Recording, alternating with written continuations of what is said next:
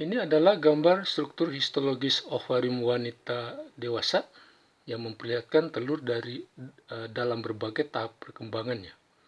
Dari gambar ini terlihat bahwa sebagian besar telur dalam bentuk folikel primordial, bakal folikel.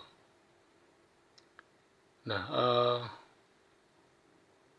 bakal folikel ini tadinya berkembang dari oogonium.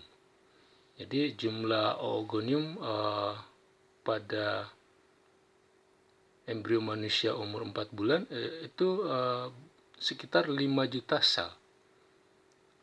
Beberapa sumber menyebutkan bahwa jumlahnya bisa mencapai 7 juta sel pada saat embrio manusia berumur 4 bulan.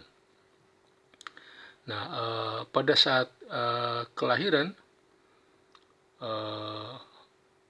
oogonium itu sudah berada pada tahap profase 1. Jadi folikel primordial ini itu sudah berada pada tahap profase 1 meiosis.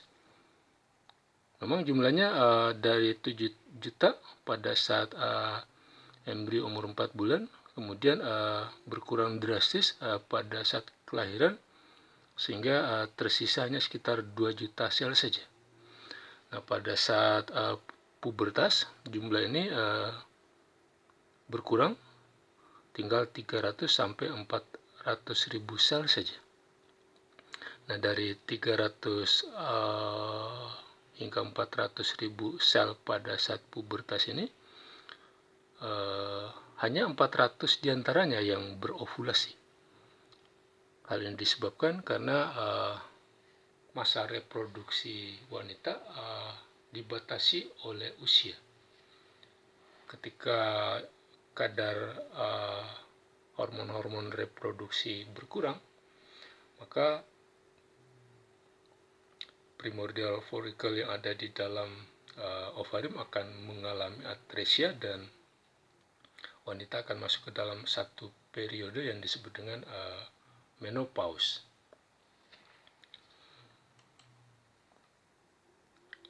Slide ini menunjukkan tahapan perkembangan telur manusia mulai dari tahap folikel primordial hingga terbentuk folikel matang atau folikel de Graaff.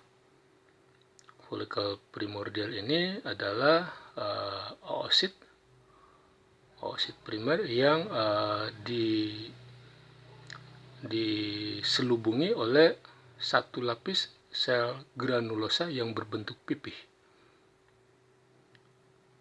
Nah, nanti kemudian folikel primordial ini akan berkembang menjadi folikel primer. Folikel primer ini terbentuk akibat bertambahnya diameter oosit dan berubahnya bentuk sel-sel granulosa yang tadinya berbentuk pipih berubah menjadi berbentuk kubus. Nah, kalau diameter oosit bertambah, maka pertambahan diameter oosit akan diikuti dengan bertambahnya jumlah lapisan sel granulosa yang menyelubunginya. Nah, pada tahap folikel primer, zona pellucida juga sudah mulai tampak terlihat menyelaputi oosit primer yang ada di dalamnya. Nanti folikel primer akan berkembang menjadi folikel sekunder dengan jalan menambah jumlah lapisan sel-sel granulosa yang menyelaputinya, disertai dengan terbentuknya ruang-ruang antar sel-sel granulosa yang berisi cairan. Nah, pada tahap folikel sekunder ini nanti juga akan terlihat struktur yang disebut dengan TK interna dan TK eksterna. Nah, nanti kemudian folikel sekunder ini akan berkembang menjadi folikel matang atau folikel de Graaff. Jadi nanti ruang-ruang antar sel yang masih terpisah-pisah di tahap folikel sekunder ini akan bergabung membentuk satu ruang yang disebut dengan antrum dengan cairan folikel yang ada di dalamnya. Nah, pada saat ini oosit akan terdesak ke satu lokasi yang disebut dengan massa cumulus.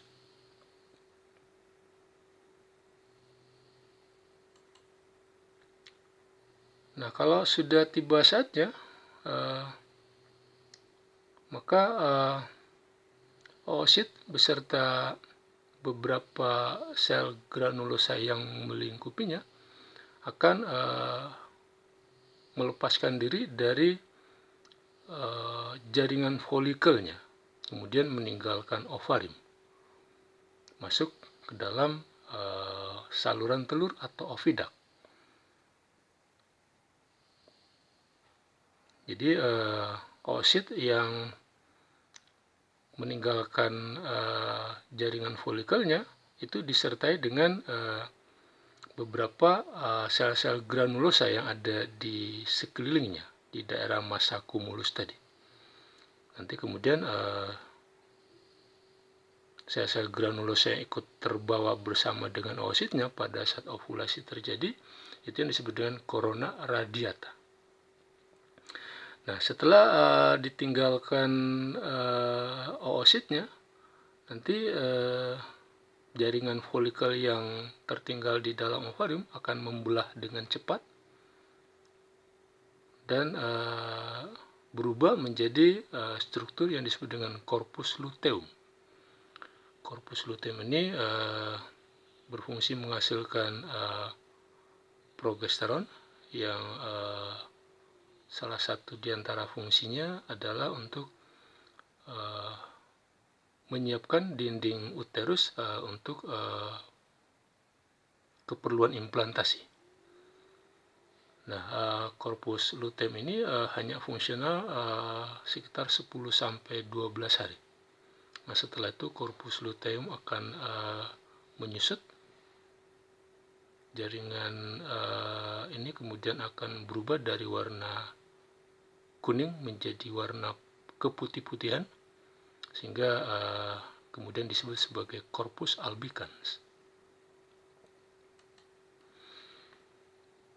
Kalau dilihat dari sisi ploiditasnya, oosit primer yang berkembang dari oogonia itu masih diploid. Jumlah kromosomnya masih 46, ada 23 pasang kromosom yang berada pada oosit primer ini.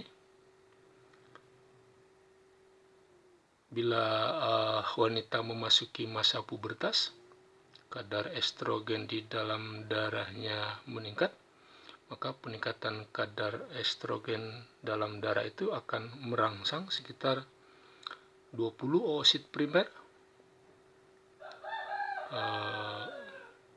yang bersaing untuk melanjutkan meosisnya hingga tahap metafase kedua meiosis.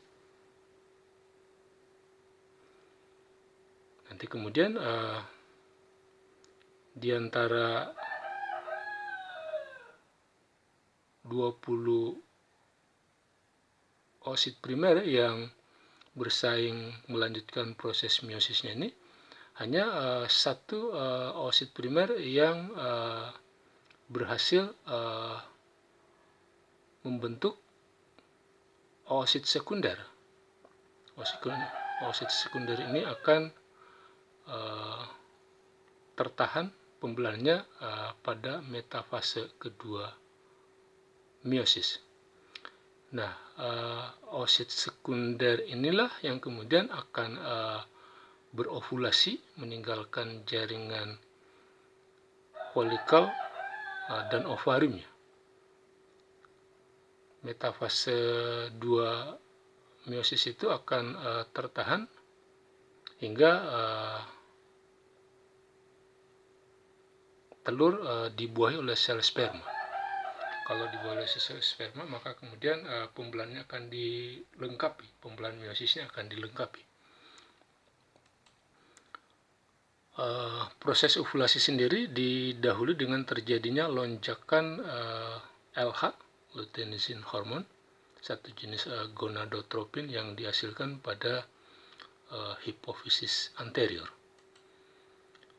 Nah, tertahannya pematangan telur pada fase-fase tertentu meiosis terjadi melalui proses molekuler yang cukup rumit. Pada pematangan telur Xenopus misalnya, Xenopus ini salah satu jenis amfibia, itu tertahan pada dua tahapan pematangan yang berbeda. Yang pertama tertahan di tahap diploten, profase 1 meiosis, akibat belum aktifnya satu jenis enzim yang disebut dengan MPF. MPF ini adalah maturation promoting factor, biasa juga disebut dengan mitotic promoting factor atau M-phase promoting factor. Jadi tertahan di fase diploten profase 1 ini akibat belum aktifnya MPF ini. Nah, kalau kadar progesteron di dalam darahnya mencukupi, maka progesteron ini yang kemudian akan mengaktifkan pembentukan protein SIMOS yang kemudian menyebabkan protein P34 akan mengalami fosforilasi. Protein P34 dari MPF ini akan mengalami fosforilasi sehingga MPF yang tadinya tidak aktif menjadi aktif. Nanti kemudian MPF yang aktif ini akan memaksa sel telur yang berada pada tahap diploten tadi melanjutkan meiyosisnya hingga metafase kedua meiosis. Nah, di metafase kedua meiosis pematangan sel telur akan tertahan kembali oleh hadirnya satu jenis protein yang disebut dengan cytostatic factor. Cytostatic factor ini merupakan protein yang tersusun atas protein SIMOS dan CDK. Nah, supaya proses pematangan sel telur ini berlanjut, maka cytostatic factor ini harus dihancurkan. Ada dua jenis enzim yang berfungsi menghancurkan CSF ini, yaitu calmodulin dependent protein kinase 2 dan calpain. Calpain ini adalah sejenis protease.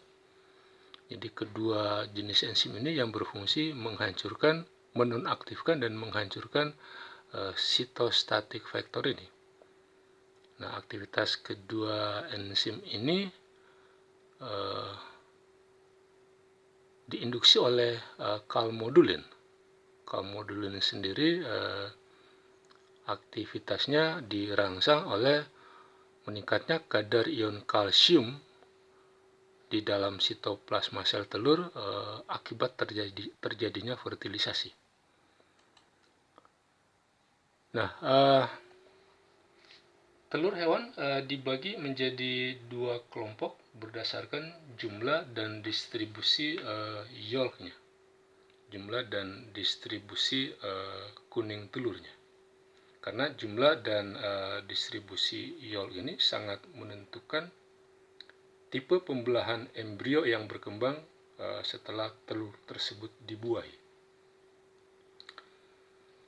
Kelompok satu disebut dengan holoblastik, yaitu telur-telur yang setelah dibuahi itu melakukan pembelahan pada seluruh bagian embrionya. Kelompok ini dibagi menjadi dua, ada yang disebut dengan telur isolesital. Telur isolesital yaitu telur yang jumlah yolknya sedikit dan tersebar merata pada seluruh bagian telur. Yang termasuk ke dalam kelompok ini adalah telur-telur dari Amphioxus, dari Annelida, dari mamalia, dan beberapa jenis hewan yang lain. Nah, telur yang kedua adalah telur mesolesital, yaitu telur yang jumlah yolknya sedang dan yolk tersebut memenuhi seluruh bagian telur, meskipun yolknya lebih banyak terkonsentrasi pada kutub vegetal embrio dibandingkan dengan kutub animalnya. Contoh telur yang tergolong ke dalam kelompok ini adalah telur hewan-hewan dalam kelompok amfibia, kelas amfibia seperti Xenopus, katak, dan seterusnya. Nah, kelompok kedua adalah kelompok meroblastik, yaitu telur yang embrionya hanya membelah pada bagian tertentu saja. Jadi pembelahan tidak terjadi pada seluruh bagian telur, tapi hanya terjadi pada bagian-bagian tertentu saja. Kelompok ini terbagi menjadi dua, yaitu telur telolesital. Telur telolesital ini jumlah yolknya banyak dan memadati sebagian besar wilayah telur. Memadati sebagian besar wilayah telur sehingga pembelahan pada wilayah yang disesaki yolk tadi tidak bisa terjadi. Jadi pembelahan hanya bisa terjadi pada bagian telur yang yolknya sedikit. Bagian telur yang jumlah yolknya sangat banyak, itu tidak bisa terjadi pembelahan di daerah tersebut. Kemudian yang termasuk ke dalam kelompok telolesital ini adalah telur-telur dari hewan cephalopoda, termasuk telur-telur ikan, telur aves, dan telur-telur reptilia, itu masuk ke dalam kelompok telolesital ini.